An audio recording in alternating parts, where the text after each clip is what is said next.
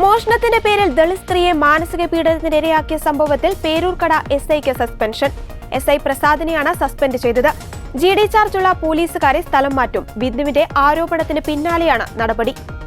സംഭവത്തിൽ Thiruvananthapuram city police commissioner അടിയന്തര report തേടുകയും ആഭ്യന്തര അന്വേഷണം നടത്താൻ അസിസ്റ്റന്റ് കമ്മീഷണർക്ക് നിർദ്ദേശം നൽകുകയും ചെയ്തിരുന്നു. പേരൂർക്കട പോലീസിന് ഗുരുതരമായ വീഴ്ച സംഭവിച്ചുവെന്നാണ് അധികൃതരുടെ വിലയിരുത്തൽ.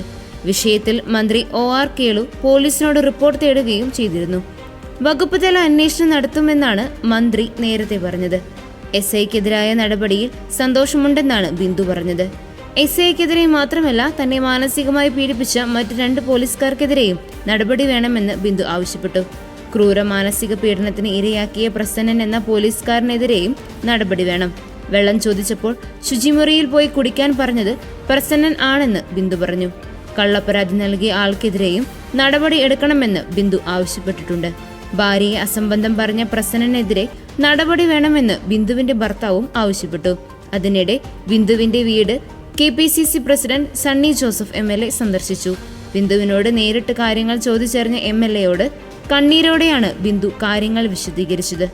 പാലോട് രവി ഉൾപ്പെടെയുള്ള നേതാക്കൾ KPCC പ്രസിഡന്റിന് ഒപ്പമുണ്ടായിരുന്നു.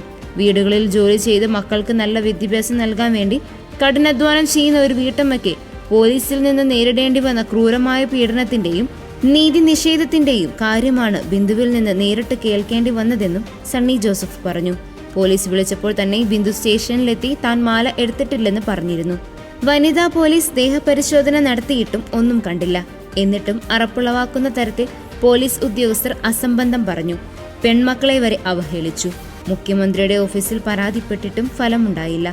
ഉടമയുടെ വീട്ടിൽ നിന്ന് മാല കണ്ടെത്തിയിട്ടും ബിന്ദുവിനെ പ്രതിയാക്കിയാണ് FIR നൽകിയിരിക്കുന്നത്. DGPക്ക് ഉൾപ്പെടെ പരാതി നൽകിയിട്ടുണ്ട്. കുറ്റക്കാരായ ഉദ്യോഗസ്ഥരെ സസ്പെൻഡ് ചെയ്ത ശേഷം അന്വേഷണം നടത്തണമെന്നും സണ്ണി ജോസഫ് പറഞ്ഞു.